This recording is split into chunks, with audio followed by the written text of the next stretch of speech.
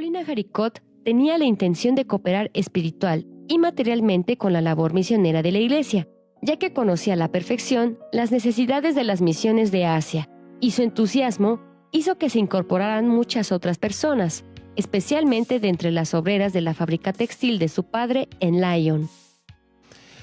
Paulina Jaricot, una jovencita que alrededor de los 19 a los 22 años comienza a tener esta experiencia de Dios, pero sobre todo interpelada por la experiencia misionera de su hermano Filias, que desea ser sacerdote misionero, que desea irse a tierra de misión. Entonces quizá en el corazón de Paulina estaba aquella inquietud de saber cómo poder apoyar a su hermano, obviamente, pero también a los lugares a los que su hermano se podría dirigir. Y pensando en su hermano, pues comenzó a extender su pensamiento también a los demás misioneros, aquellas personas que pudieran también encontrarse con el Evangelio. Así surge en su contexto familiar, muy familiar, en la obra de la propagación de la fe, sobre todo con aquellas personas más cercanas a esta jovencita. Sus padres eran empresarios, tenían una fábrica y junto con los trabajadores de esa fábrica pues comienza a fundar esta obra. Por pequeños grupos de 10, comienza a organizarlos para rezar el rosario y dar una aportación semanal con una monedita. Le llamaban la monedita simplemente, ¿no? Así surge el contexto de la colecta que hoy conocemos, por ejemplo, como el Domund, ¿no?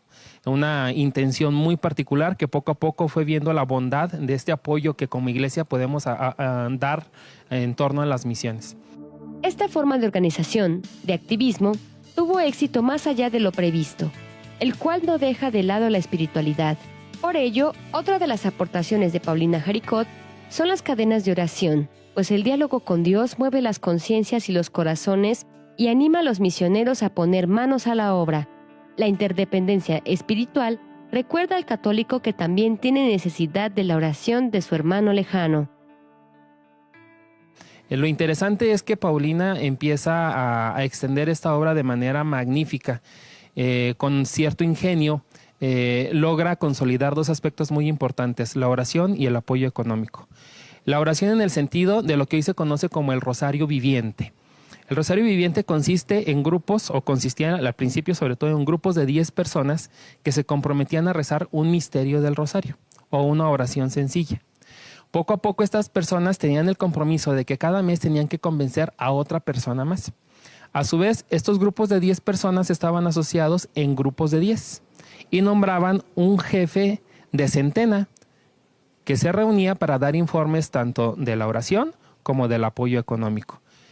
Dentro de la misma oración, como ya lo mencioné, pues estaba también la obligación, o no tanto obligación, sino más bien el gesto solidario de que podías aportar una moneda de cualquier valor, pero sí darte el compromiso de que cada semana lo ibas a estar haciendo. Entonces era una doble finalidad, promover la oración y promover el apoyo económico.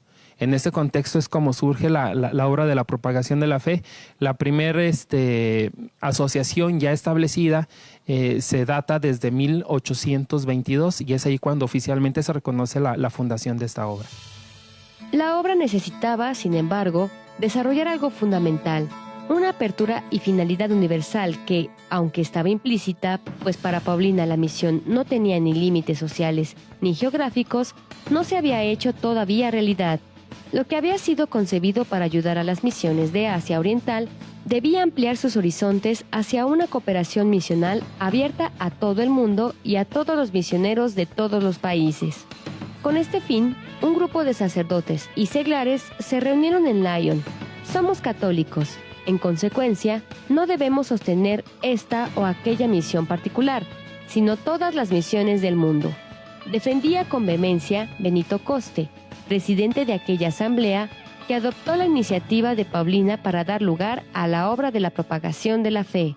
La idea de ella es la de una iglesia pequeña que se compromete por la iglesia universal. Es lo interesante. Yo creo que ella no dimensionaba todo lo que se podía hacer a través de esta obra. Una jovencita perspicaz, inteligente e ingeniosa sobre todo, a la cual le podríamos aprender muchas cosas. Su contexto familiar pues es interesante porque es una persona que tiene cierta estabilidad económica a pesar de estar viviendo ya los resultados de la Revolución Francesa, este despertar que viene con la Revolución Industrial, este despertar también de la clase obrera trabajadora. A veces nosotros interpretamos el contexto histórico como un desfasamiento entre los patrones y los empleados, la creación de los sindicatos y todos estos movimientos que empiezan a surgir a nivel internacional.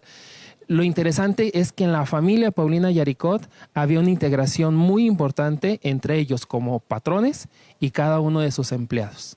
Nadie se sentía comprometido. En el contexto histórico esto es muy interesante, porque tenemos a veces referencias muy, muy negativas acerca de la relación patrón-trabajador sobre esta época de la historia. Entonces, Paulina, en este contexto, yo creo que debería de haber tenido algún carisma muy interesante. Más que hablar a lo mejor de sus rasgos físicos o antropológicos, yo podría destacar algunos otros que para mí son más interesantes. Tendría que ser una persona muy, muy amable para poder convencer a tantos acerca de lo que el espíritu le estaba inspirando en ese momento. La obra no tardó en extenderse por otros países. El impulso del Papa León XIII contribuyó de manera especial a su difusión universal. En el año de 1922, el Papa Pío XI concede a la obra el título de pontificia y la declara órgano oficial de la Iglesia para las misiones, trasladando su sede central a Roma e implantando subsedes nacionales en cada país.